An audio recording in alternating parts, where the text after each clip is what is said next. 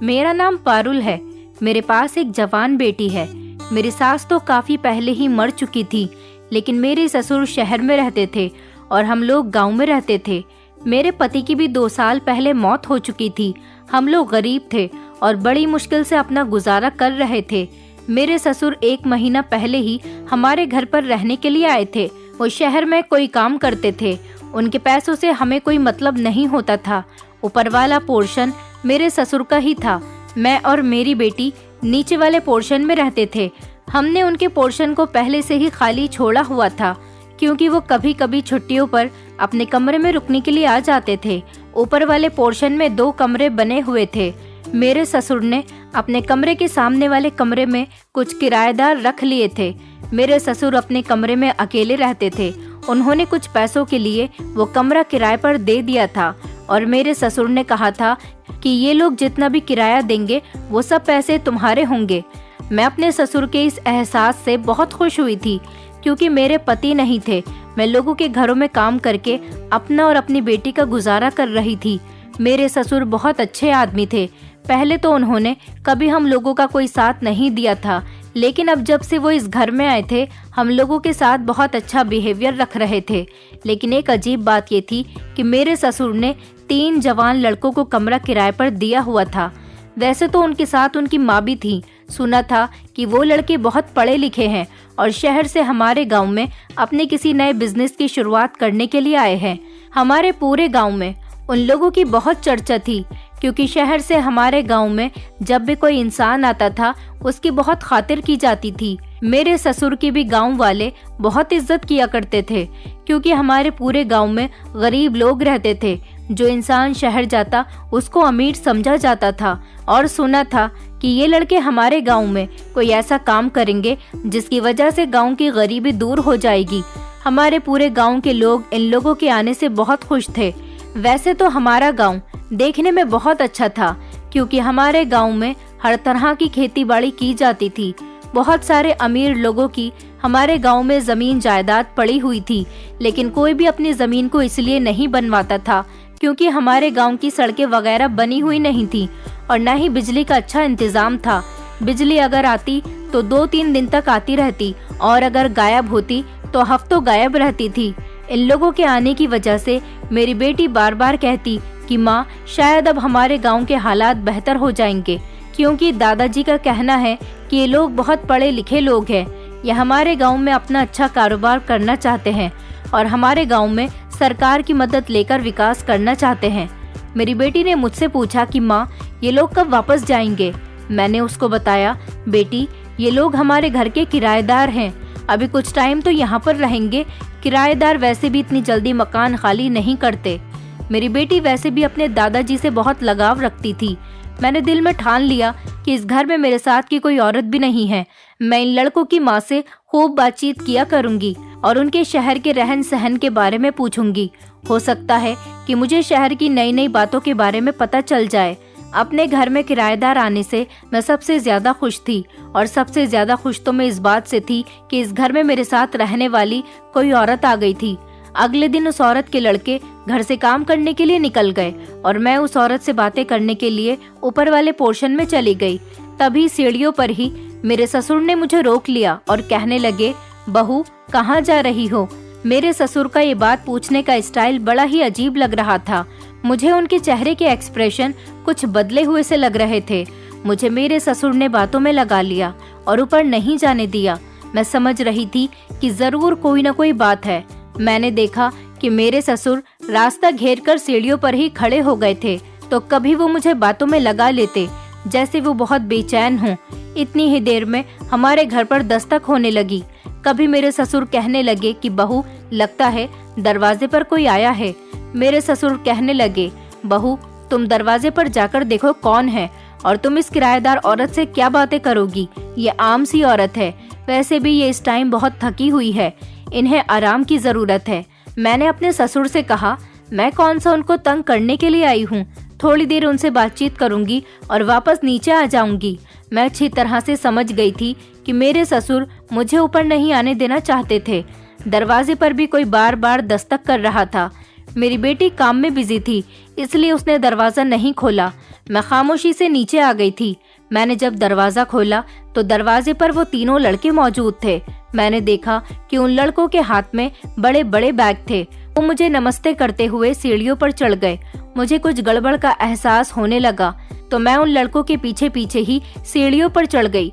अब की बार तो मैं उन लड़कों का पीछा करते हुए सीढ़ियों से ऊपर तक चली गई थी, लेकिन तभी अचानक मेरे ससुर ने फिर से आकर मुझे रोक लिया और उन लोगों के कमरे में नहीं जाने दिया। मेरे ससुर ने मुझे गौर से देखा, जैसे वो समझ गए थे कि मैं इन लड़कों के पीछे पीछे ही ऊपर आई हूँ। मैं जैसे ही उनके कमरे तक पहुँची, मेरे ससुर ने मुझे कमरे पर आकर रोक लिया। वो तीनों लड़के भी कमरे के बाहर ही आकर खड़े हो गए थे, जबकि उनकी माँ कमरे के अंदर ही मौजूद थी। वो मेरी आवाज़ सुनकर भी कमरे से बाहर नहीं आई। उन तीनों लड़कों की शक्ल के एक्सप्रेशन बड़े ही अजीब हो रहे थे। उन्हें देखकर मैं बहुत हैरान हो रही थी। वो लड़के बहुत लंबे चौड़े थे और तीनों ही लगभग एक ही उम्र के लग रहे थे।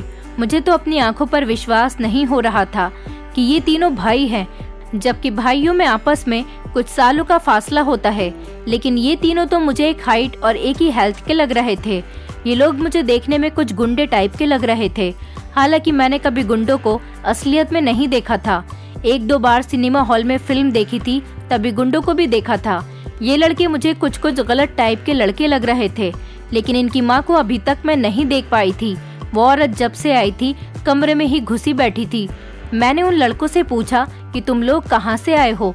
तभी मेरे ससुर ने बीच में मेरी बात काटते हुए कहा, बहू, मैंने तुम्हें बताया तो था कि ये लोग शहर से यहाँ पर अपना बिजनेस सेट करने के लिए आए हैं। मैंने फिर से उन लोगों से दोबारा सवाल किया, तुम लोगों की माँ दिखाई नहीं दे रही? अपनी माँ से कहना कि किसी चीज के लिए परेशान होने की कोई जरूरत नहीं। अगर उन्हें किसी चीज की जरूरत हो तो वो मुझे नीचे आवाज लगा सकती है। मैं फौरन दौड़ी दौड़ी ऊपर आ जाऊंगी। फिर से मेरे ससुर ने मेरी बात को अधूरा छोड़ दिया और बीच में से ही अपनी बात कह दी, बहू, मैं इनकी माँ को पहले ही ये बात बता चुका हूँ कि नीचे वाले पोर्शन में मेरी बहू और पोती रहती है। अगर आपको किसी भी चीज की जरूरत हो तो उन लोगों को बता देना। मुझे ये बात बड़ी अजीब लगी थी कि वो लोग मेरी बात का कोई जवाब नहीं दे रहे थे और मेरे ससुर बार बार मेरी बात का जवाब दे रहे थे। मुझे तो ऐसा लग रहा था जैसे ये लोग गूंगे हैं और सिर्फ बोलना मेरे ससुर को ही आता है। वो तीनों लड़के लगातार मेरे ससुर की शक्ल को देख रहे थे और मेरे ससुर उन लड़कों की तरफ देख रहे थे। मेरी कुछ भी समझ में नहीं आ रहा था। मुझे लगा शायद ये लड़के भी मुझसे बात नहीं करना चाहते और इनकी माँ भी मुझसे बात करने में नखरे दिखा रही है। मैंने उन लोगों से कहा, चलो आप लोग आराम करो, मैं शाम को आपके लिए चाय लेकर आऊंगी। लेकिन हैरानी तो मुझे जब हुई जब मैं अपने घर के ऊपर वाले पोर्शन में शहर के लोगों के लिए चाय की ट्रे लेकर ऊपर गई तो मैं ये देखकर हैरान रह गई कि मेरे ससुर ने पहले ही चाय बना ली थी और ट्रे में कप रखकर उनके कमरे में लेकर जा रहे थे। मैंने अपने ससुर की तरफ बड़ी हैरानी से देखा और उनसे कहा कि अरे पिताजी, आपको चाय बनाने की क्या जरूरत थी? मैं तो सुबह आपसे कहकर ही गई थी कि शाम की चाय मैं लेकर आ जाऊंगी। मेरे ससुर मुस्कुराकर कहने लगे, बहू, तुम्हें परेशान होने की कोई जरूरत नहीं, मैं इन लोगों का ख्याल रख लूंगा। ये हमारे किराएदार होने के साथ साथ हमारे मेहमान भी तो हैं। इन्होंने भी तो मेरा बहुत साथ दिया है। ये बात कहने के बाद मेरे ससुर खामोश हो गए थे। मैं उनकी इस बात का मतलब समझ नहीं पाई थी। वो मुझसे कोई बात कहते कहते रुक गए थे। मैं उनकी तरफ बड़ी हैरानी से देख रही थी। मुझे अपने ससुर की आंखों में एक अजीब सी शर्मिंदगी साफ नजर आ रही थी। लगता था जैसे वो मुझसे किसी बात पर बहुत शर्मिंदा हो रहे हैं। मेरे ससुर कहने लगे कि बहू, अब तो इन लोगों को हमारे घर पर काफी दिन तक रहना है। क्या पता ये लोग हमारे घर कितने महीनों तक रहें और तुम कब तक इन लोगों का ख्याल रखोगी? मैं इन्हें यहाँ लेकर आया हूँ तो मुझे ही इनका ख्याल रखना होगा, इसीलिए तुम्हें ऊपर ज्यादा आने की जरूरत नहीं। तुम बेवजह परेशान हो रही हो। मैं इन लोगों को खुद हैंडल कर लूंगा। मैं इन लोगों के साथ बिजी रहता हूँ तो मेरा सारा ध्यान बढ़ जाता है। ये तीनों लड़के बहुत अच्छे हैं। शहर में भी मैं इन लोगों के साथ ही रहा करता था। वहाँ पर ये लोग मेरा ख्याल रखते थे और यहाँ पर मैं इन लोगों का ख्याल रख रहा हूँ। अपने ससुर की ये बात मुझे कुछ समझ में नहीं आई थी। फिलहाल मैं नीचे अपने पोर्शन में आ गई थी। मेरे दिमाग में अभी तक ये बात घूम रही थी कि इन तीनों लड़कों की माँ वो क्यों मेरे सामने नहीं आ रही थी और वो लड़के भी मुझसे कोई बात क्यों नहीं कर रहे थे जिनसे मैं बात करने की कोशिश कर रही थी, जबकि मेरे ससुर उन लोगों से बहुत चिपक रहे हैं। नीचे आने के बाद जब मेरी बेटी ने मुझे सोच विचार करते हुए देखा तो उसने कहा कि माँ, आपको इन लोगों के बारे में ज्यादा सोचना नहीं चाहिए। मुझे किसी गड़बड़ी का एहसास हो रहा था। मैंने अपने दिल में ठान लिया था कि मैं कल भी सुबह का नाश्ता और दोपहर का खाना लेकर ऊपर जरूर जाऊंगी और ऊपर जाकर जरूर उन लड़कों की माँ को देखूंगी। मेरे ससुर इन लोगों की बहुत ज्यादा इज्जत और कदर कर रहे थे। अगले दिन फिर से वो लड़के सुबह के टाइम पर घर से चले गए थे, जबकि मेरे ससुर ऊपर ही मौजूद थे और उन लड़कों की माँ भी ऊपर ही थी। मैं जैसे ही ऊपर गई, ये देखकर मैं हैरान रह गई कि किराएदार वाले कमरे में तो ताला लगा हुआ था, दरवाजा बंद था और मेरे ससुर का कमरा खुला हुआ था। मैं अभी ये सब खड़ी हुई सोच ही रही थी कि इन लड़कों की माँ आखिर कहाँ चली गई, जबकि मैंने तो सिर्फ इन तीनों लड़कों को ही घर से निकलता हुआ देखा था। इतनी ही देर में वो तीनों लड़के भी ऊपर आ गए थे।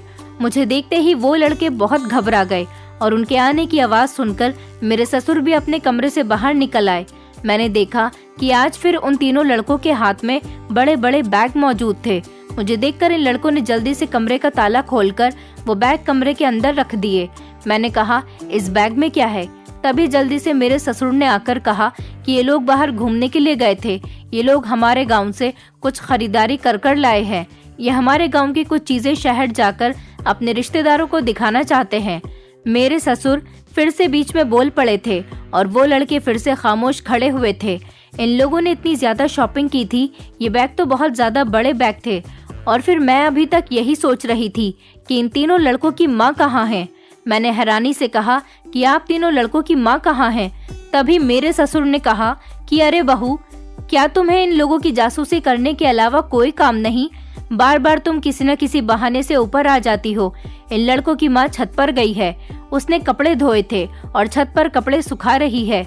बहू, मैंने तुम्हें कितनी बार समझाया, तुम चाय या खाना कुछ भी मत लेकर आया करो। मैंने तुम्हें कहा था कि मैं इन लोगों का खुद ख्याल रख लूंगा। अपने ससुर की ये बात सुनकर मैं हैरान रह गई थी कि आज उन्होंने मुझसे किस तरह से बात की थी।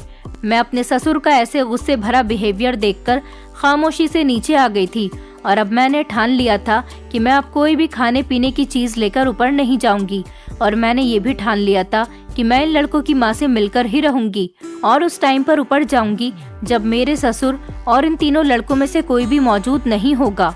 वैसे भी इन लोगों को हमारे घर पर रहते हुए 10 दिन गुजर गए थे और मैंने अभी तक इन लड़कों की माँ को नहीं देखा था, जबकि हमें और सारे गांव वालों को ये बात बताई गई थी कि ये 3 लड़के और उनकी माँ हमारे घर में किराए पर रह रही है। लेकिन अगले दिन मेरे ससुर ने बताया कि रात इन लड़कों की माँ की बहुत ज्यादा तबीयत खराब हो गई थी।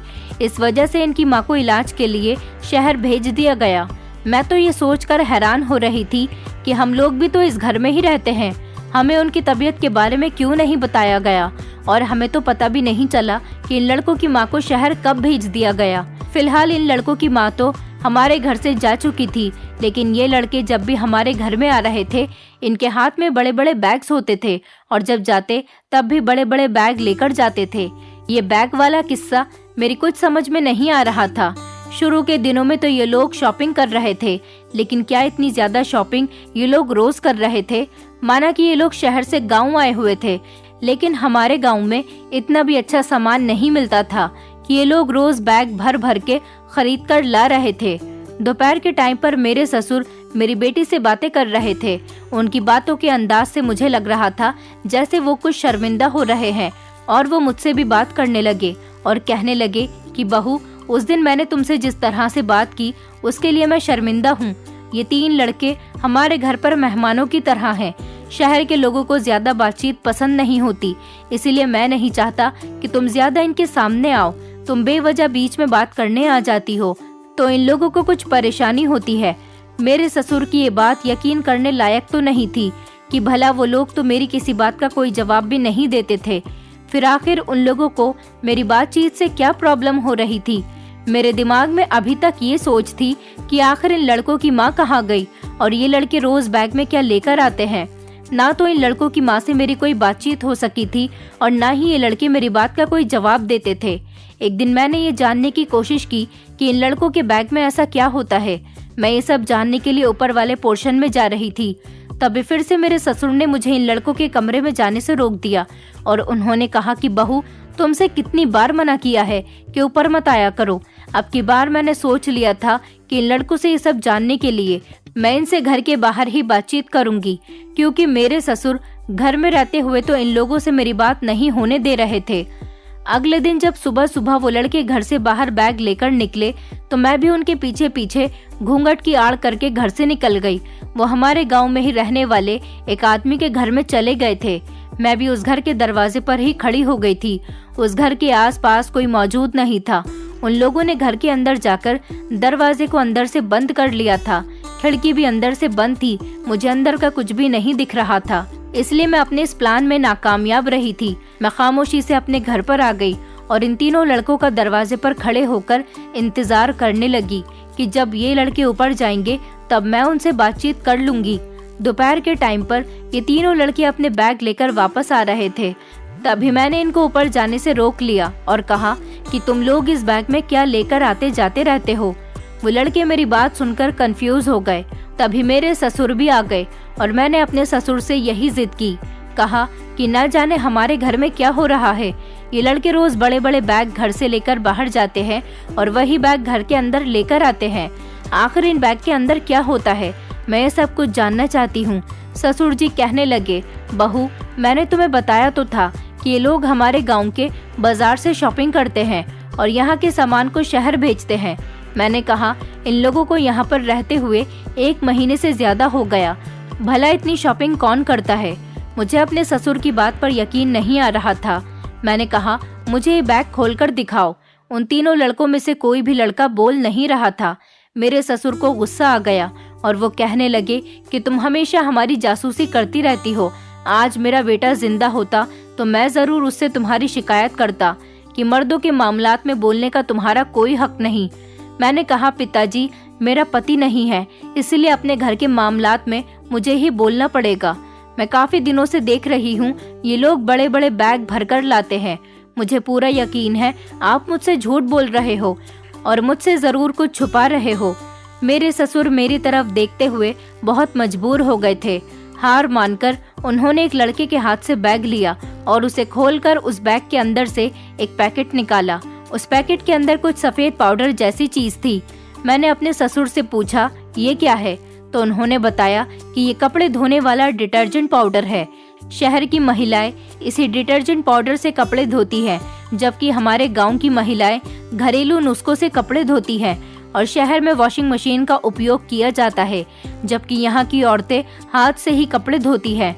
मेरे ससुर ने कहा कि हमारे गांव में इन तीनों लड़कों ने डिटर्जेंट पाउडर बनाने की कंपनी खोली है।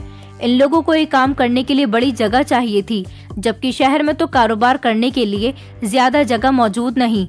मैंने उन लोगों को गांव में जमीन दिलवा दी। ये अपनी जमीन पर ये डिटर्जेंट पाउडर बनाते हैं और इसको शहर के लोगों को सप्लाई करते हैं। मेरे ससुर कहने लगे, अब तुम्हें ये सब कुछ सच सच पता चल गया, इसलिए अब तुम आगे से किसी तरह की जासूसी नहीं करोगी। मैं शर्मिंदा हो रही थी और मुझे उन तीनों लड़कों और अपने ससुर के सामने शर्म आ रही थी कि मैंने उन लोगों पर शक किया। ये चीज तो बहुत अच्छी चीज थी, डिटर्जेंट पाउडर।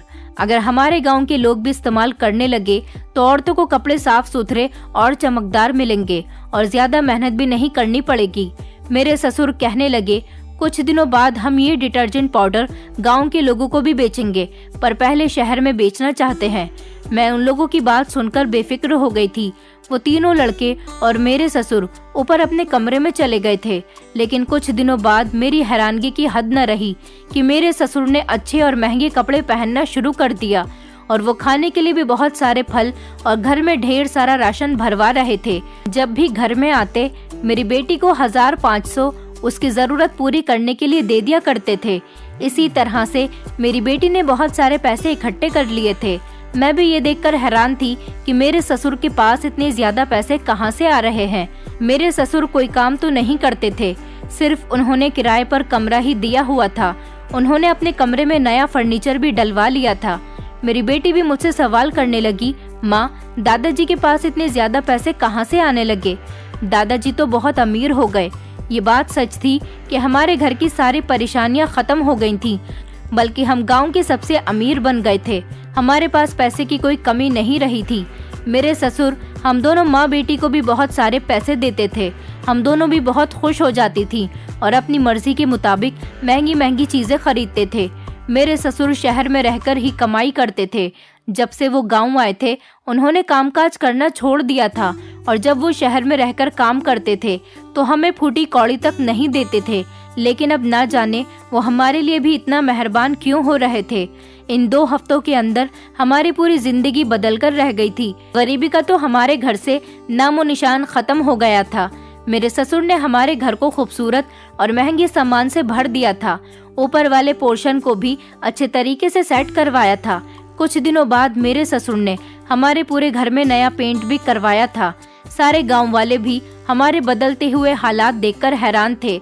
मैंने एक दिन अपने ससुर से सवाल किया कि आखिर आपके पास इतने ज्यादा पैसे कहाँ से आते हैं। तो वो कहने लगे, बहू तुमने बहुत परेशानी झेल ली, अब मैं तुम्हें गरीबी के दिन नहीं दिखाना चाहता। और तो और अब हमारी पोती भी जवान हो रही है, इसकी शादी करने का टाइम आ गया। इसके लिए अच्छा सा रिश्ता देखकर इसकी खूब धूमधाम से शादी करके हम लोग फ्री हो जाएंगे। मेरे ससुर ने मेरी बेटी के नाम का 10 तोला सोना भी बनवा दिया था। वो मेरी बेटी की शादी खूब धूमधाम से करना चाहते थे। उनका कहना था कि पोती की शादी धूमधाम से होगी और वो अपनी ससुराल में खुश रहेगी तो मेरे बेटे की आत्मा को भी खुशी मिलेगी। लेकिन मुझे फिर भी कुछ गड़बड़ लग रही थी। मैंने अपने ससुर से यही कहा कि आप ऐसा कौन सा काम कर रहे हो जिसकी वजह से आपके पास बहुत सारे पैसे आने लगे। मेरे ससुर ने कहा कि तुम्हें अपने ससुर पर शक हो रहा है। मैं कोई गलत काम नहीं कर रहा। मैं इन शहर वाले लड़कों का डिटर्जेंट पाउडर बनाने में साथ दे रहा हूँ। इनके साथ काम में हाथ बटाता हूँ तो ये लोग मुझे भी पैसे दे देते हैं। मुझे अपने ससुर की बातों से लग रहा था कि वो जरूर मुझसे कुछ छुपा रहे हैं और झूठ बोल रहे हैं, क्योंकि दिन ब दिन मेरे ससुर का हुलिया बदल गया था। लेकिन उन लड़कों का हुलिया वैसा ही गुंडों जैसा था। वो लड़के तो अच्छे कपड़े भी नहीं पहन रहे थे, जबकि इस काम के मालिक तो वही लोग थे। मेरे ससुर को तो वो सिर्फ काम में हाथ बटाने के पैसे ही दिया करते थे। मेरी कुछ भी समझ में नहीं आ रहा था, और फिर सिर्फ हाथ बटाने के ही मेरे ससुर को इतने ज्यादा पैसे दिए जा रहे थे। फिर इस मुकाबले तो इन लड़कों के पास मेरे ससुर से भी ज्यादा पैसा होना चाहिए, और तब भी वो हमारे घर पर किराए पर रह रहे हैं। अगर वो चाहे तो हमारे गांव में ही अपना दूसरा मकान ले सकते हैं, बल्कि मकान क्यों, कोई हवेली खरीद सकते हैं और उसमें नौकर रख सकते हैं। पर ऐसा कुछ भी नहीं था। वो लड़के तो हमारे घर पर अभी तक किराए पर ही रह रहे थे और मेरे ससुर को किराया भी दे रहे थे। मुझे तो इस सबसे बड़ी हैरानी हो रही थी, और सारे गांव वाले इस कहानी से बेखबर थे, और गांव के बाकी सारे लोग भी यही बात नोट कर रहे थे जो मैं कर रही हूँ, कि आखिर मेरे ससुर के पास इतना पैसा कहाँ से आ रहा है। गांव की कुछ औरतें मेरे घर पर मुझसे बात करने के लिए आईं, और वो कहने लगी कि तुम लोगों के तो रंग ढंग ही बदल गए। तुम्हारे ससुर ने तो घर में नई नई चीजें भी लाकर दी है। जरूर तुम्हारे ससुर के पास कोई ऐसी चीज है जिससे तुम लोग कुछ दिनों में ही अमीर हो गए। मैंने उन औरतों को बताया कि मेरे ससुर किराएदार लड़कों के साथ मिलकर डिटर्जेंट पाउडर बना रहे हैं। उन्होंने गांव में ही उन तीनों लड़कों को जमीन लेकर दी। उन औरतों में से एक औरत कहने लगी, गांव में तो ऐसा कोई भी काम नहीं हो रहा। हमारे पति गांव में खेती बाड़ी करते हैं, उन्हें हर बात की खबर रहती है। अगर गांव में ऐसा कोई काम हो रहा होता तो वो जरूर हमें बताते।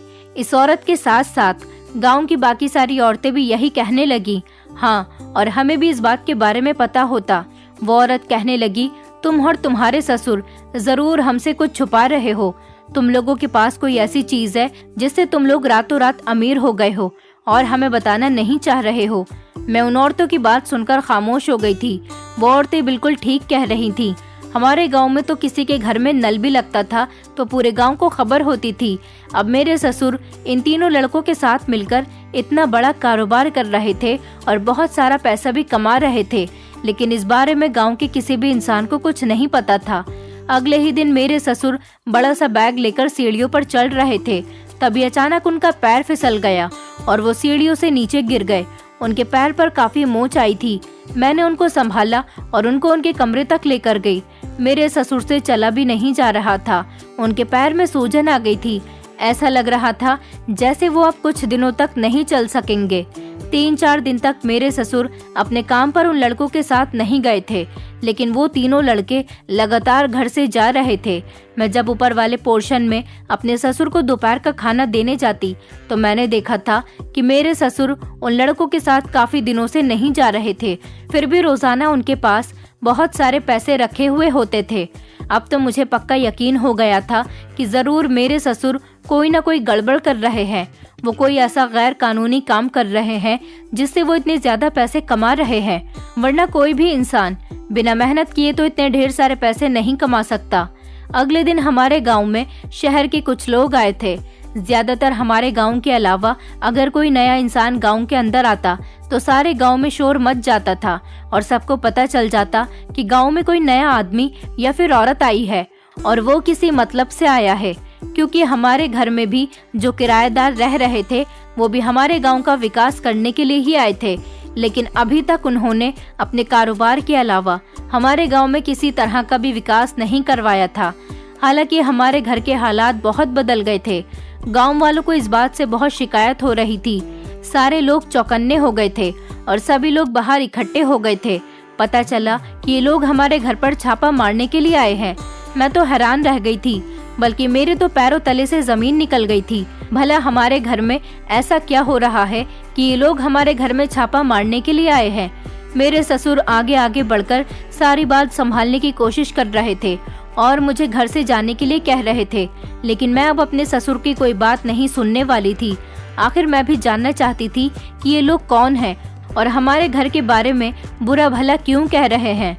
आदमियों ने हमारे घर में रहने वाले तीनों किराएदार लड़कों को अपने कब्जे में ले लिया। उन लोगों के पास बंदूकें भी मौजूद थीं।